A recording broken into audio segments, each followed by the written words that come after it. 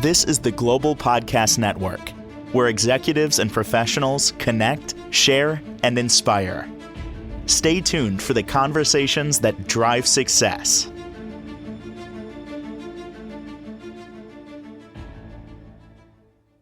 Welcome back, everybody. They say that we have a relationship with everything, and that also includes a relationship with money and yourself and much more.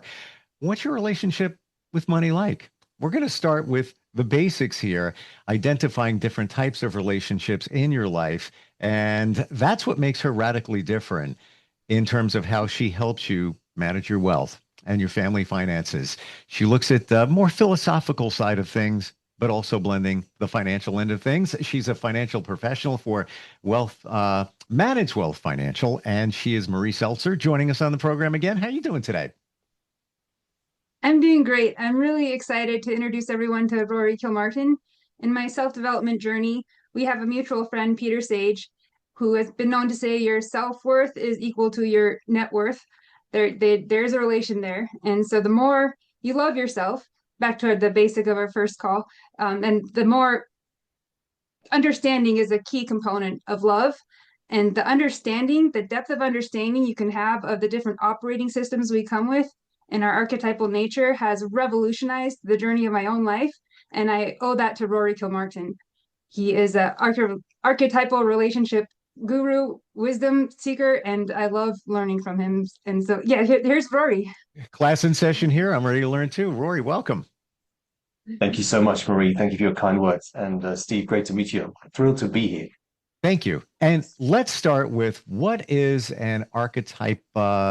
How do I say that? I want to make sure I say that correct. Yeah, you said it great.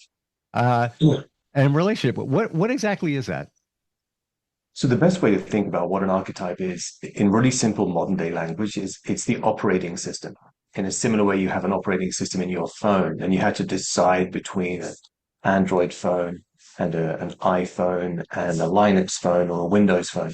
There's different operating systems, but they all look like smartphones. So in humans, there are four aspects of the human psyche that have evolved over the millennia. So we all look like humans, but we're running four different operating systems. So we're not the same. I'm gratified to know it appears to be only four major ones. Probably Four major ones. It makes it easy to understand. So what are those four? Well, I prefer to use animal names. I find it much simpler. Sure. So the gorilla is the future-focused, organized, detailed, planning energy that exists because we have a future. We'll come back to this regards money in a moment.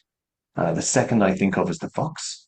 The fox is the creative, live in the moment, enjoy life, magical, joyful, humorous, light-hearted, inventive, and innovative ideas realm. The third I think of as the wolves. They are the action takers, the doers, they are the protectors, they are the men and women that are aware of danger and want to move life forwards and encourage everybody to get stronger. And the fourth I think of as the sheep. They are the caring, kind, considerate. Connection is the most important thing. They care about people's emotions, they care about the group, and they care that everybody is emotionally okay.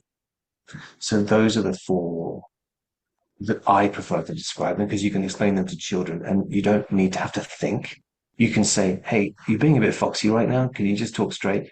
And everybody understands what you're saying. So we don't need complicated academic definitions. It's actually just much simpler to use animal names. It's much more descriptive. I'm wondering why you pick those animals for those different archetypes. I would imagine, I hear fox before you even said it, I was like, what do we think of? Sly fox. So where did that actually come from? It came from me, but I'm not the first. So my first recognition of this was Aesop, who's the slave that wrote his way to freedom in 600 BC. He was writing fables about the crow and the lamb, the wolf and the lamb. He chose lion which for me was just a bit too aggressive. So for me, if you know anything about gorillas, they're passive. They like to eat leaves, but you don't mess with them or their system. Like they have a system, they're going to be in charge. And they're more likely to wrestle you into controlled submission than rip your throat off, which was what a lion would do. Wolves, they're just wolves. Like they're in charge. They growl. They can be lone, although they like to be in a pack, which is also true in the human world.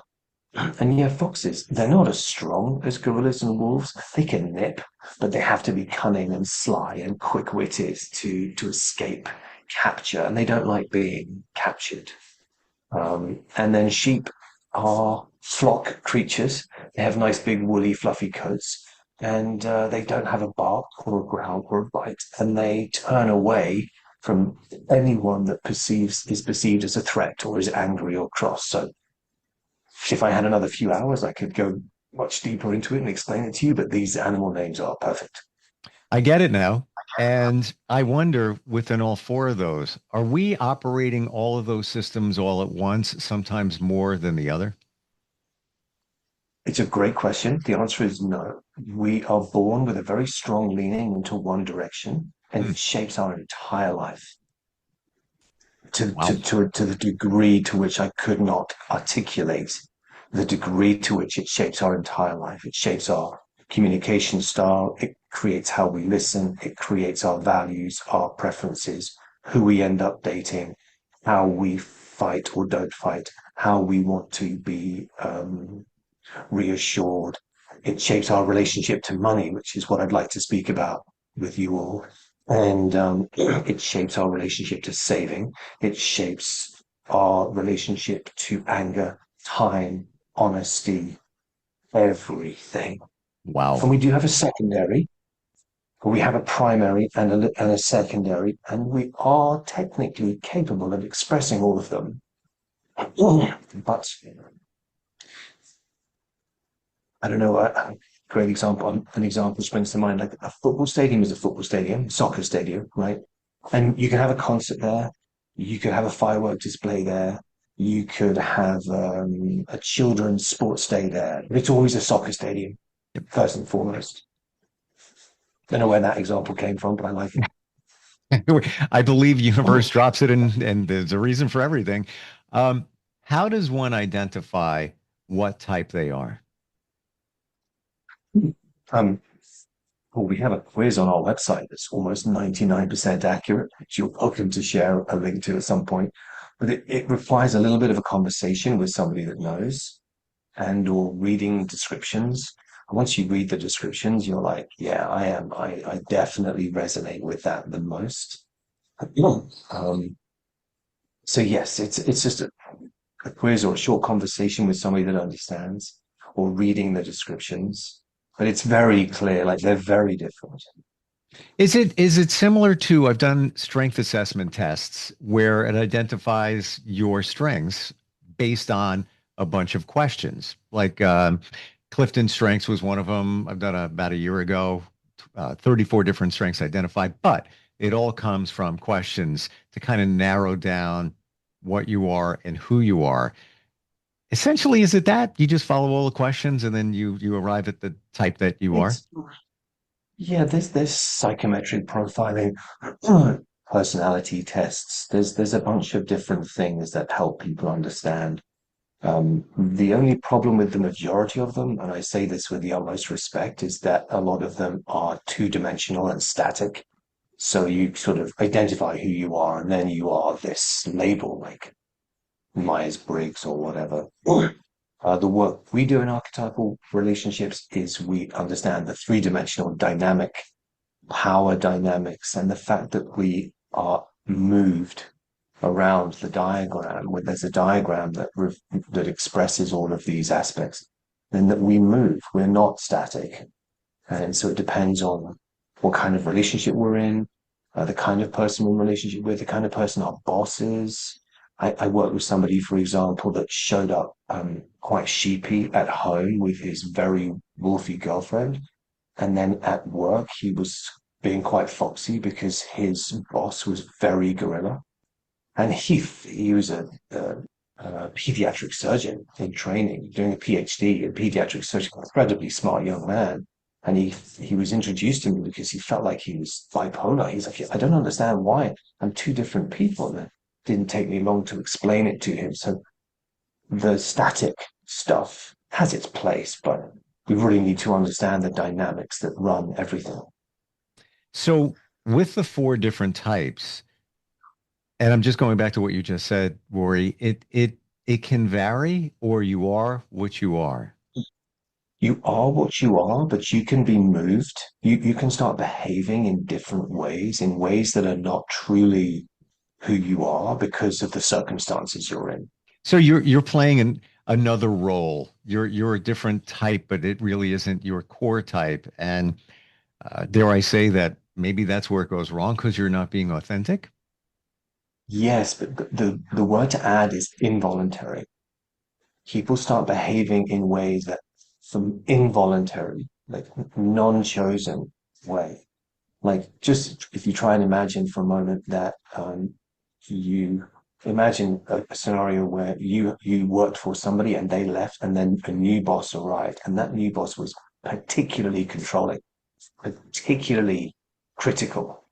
Well, when you're in the presence of a tyrant, the urge to be slippery rises up inside everyone. You have to Hmm. start being clever with tyrants because if you tell the truth to tyrants, they'll annihilate you.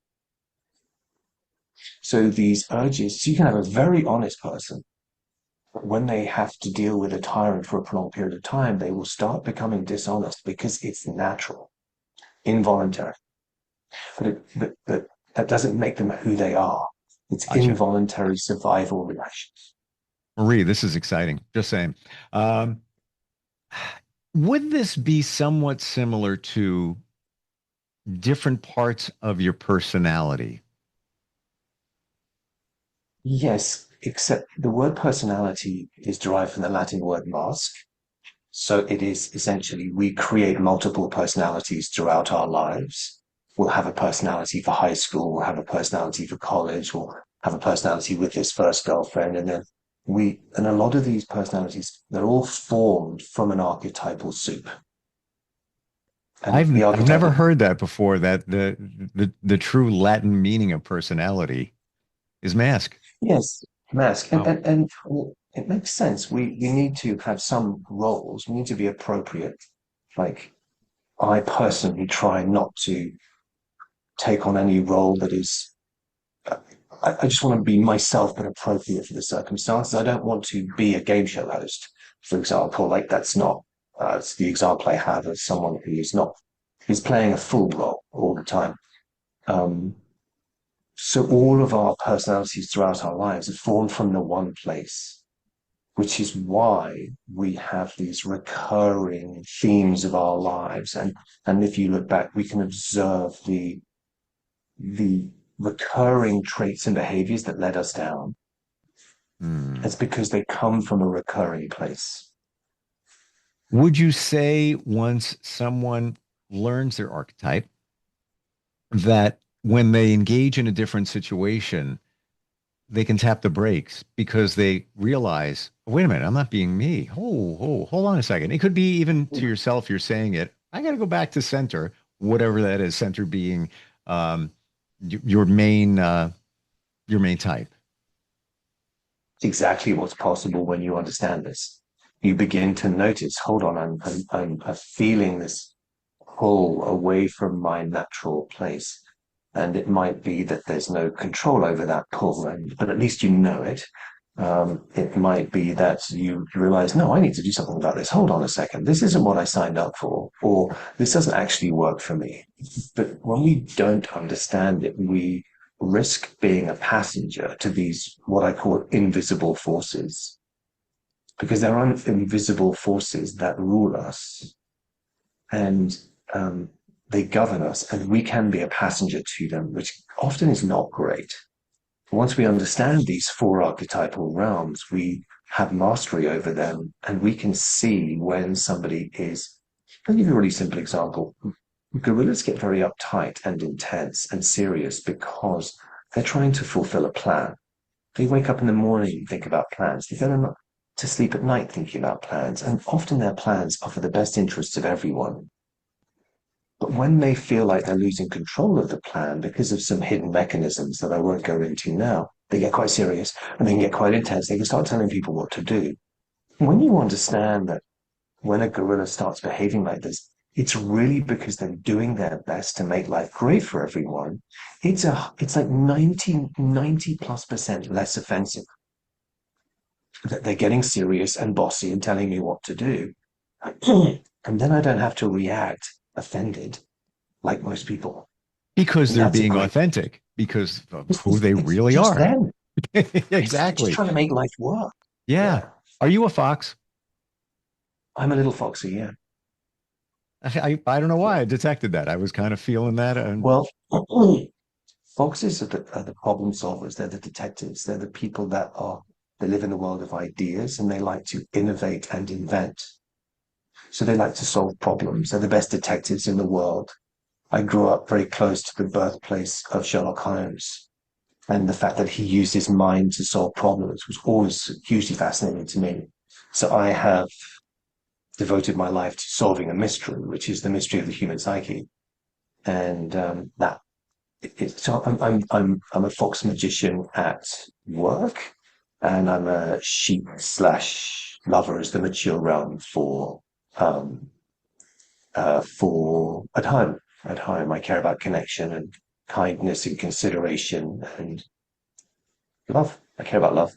I would have to think that you are a sheep because you care and have empathy and you want to help people. And the way you help people is the role of the fox. Yes, perfect. Exactly. This is really cool. I want to get to the fact or how this can help you manage your money in a moment. But Marie, how does this change your life?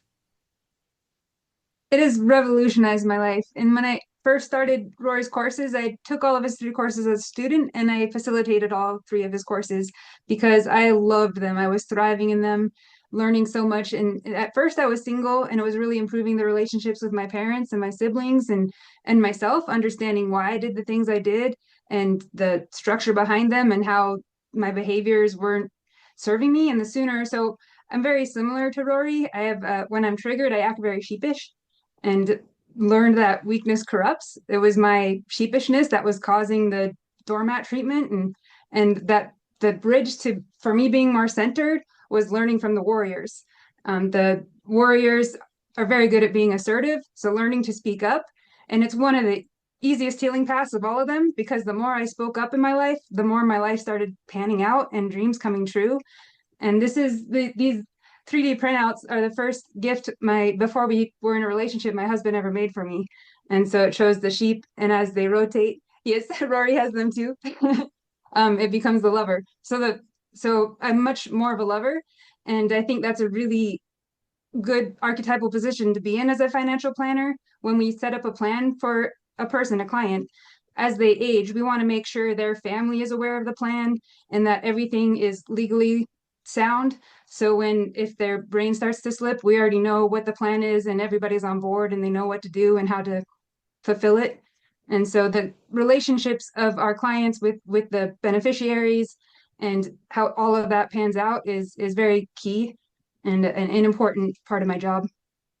And when you're working with somebody, they don't even have to know that you're looking at their type, their archetype. You're just kind of reading them and directing them based on this principle, right?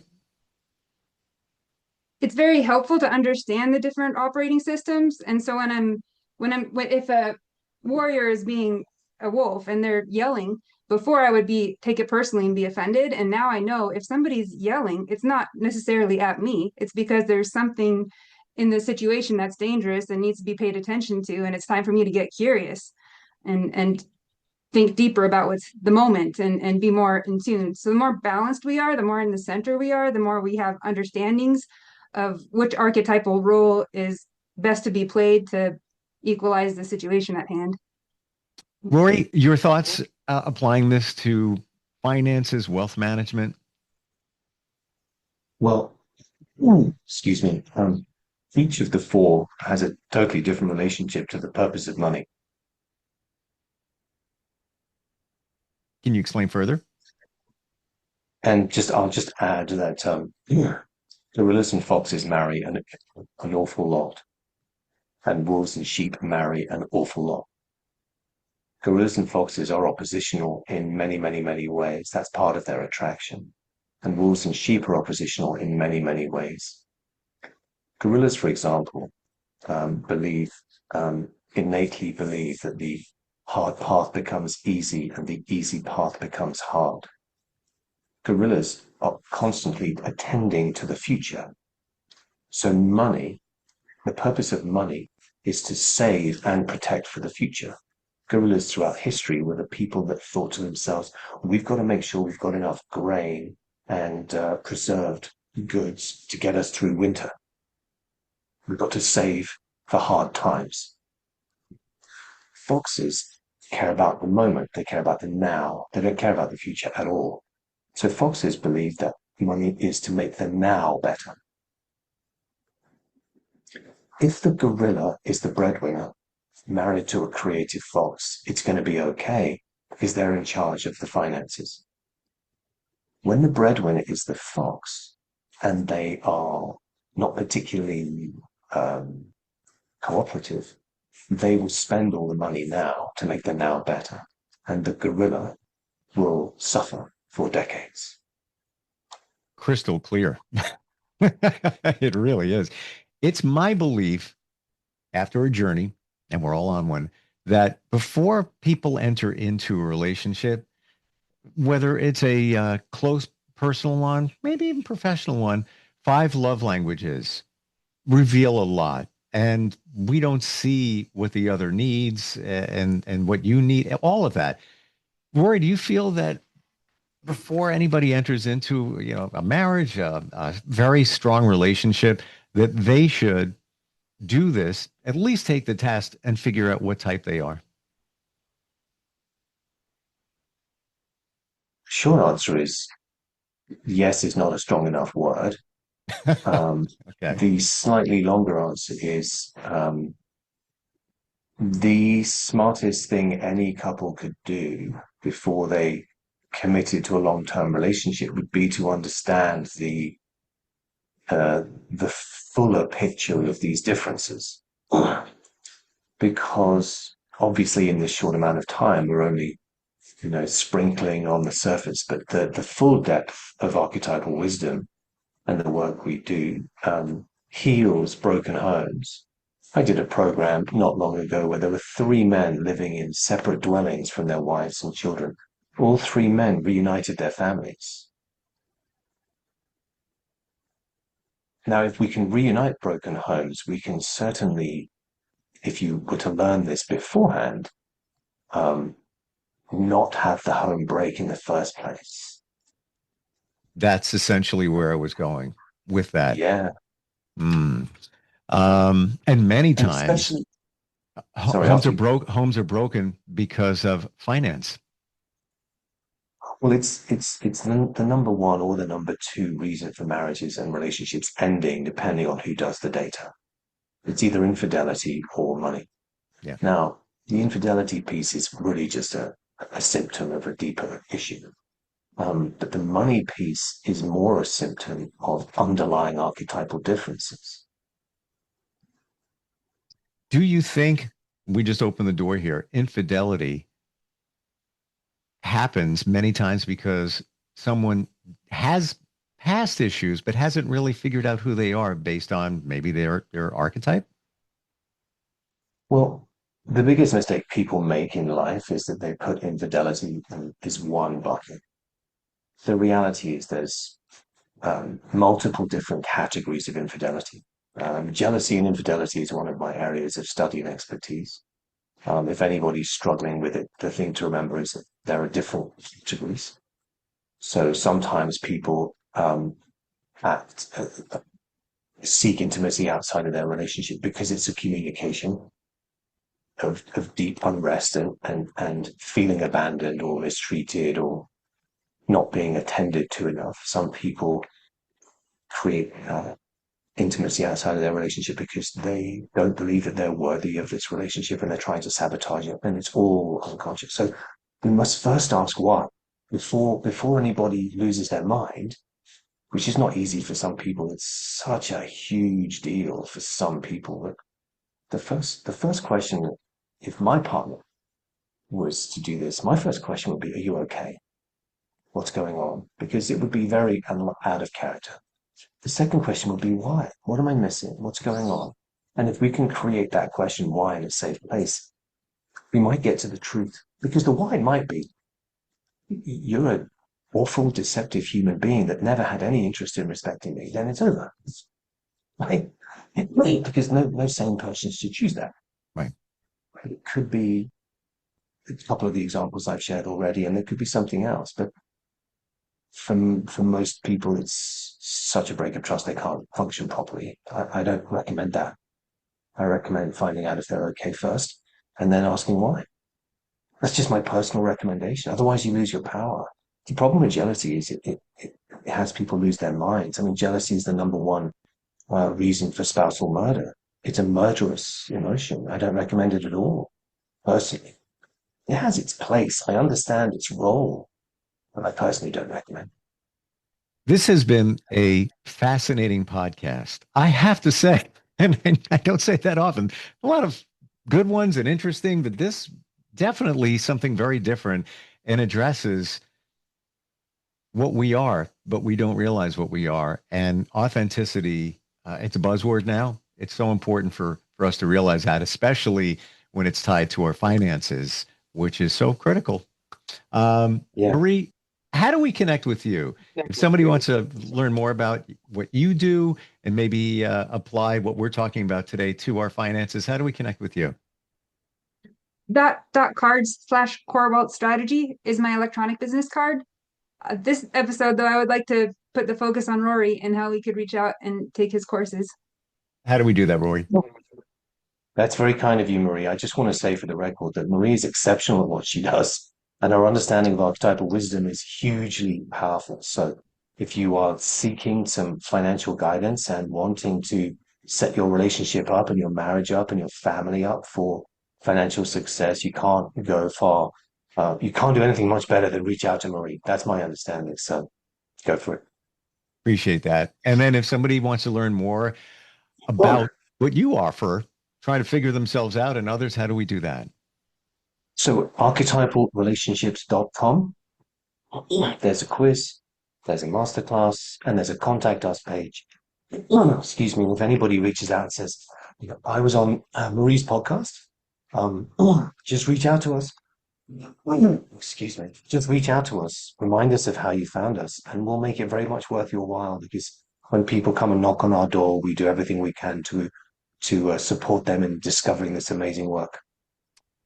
It is amazing. I've done 6,500 podcasts in the last 4 years about a lot of self-improvement. And this definitely is an eye-opener for us really connecting with ourselves, who we truly are. I believe many of us don't really know. Marie, thank you. Rory, thank you very much for being here today. Really appreciate it. Very interesting. Thank you so much. Love, peace, and light. Appreciate it. We'll be right back. This is the Global Podcast Network, where executives and professionals connect, share, and inspire. Stay tuned for the conversations that drive success.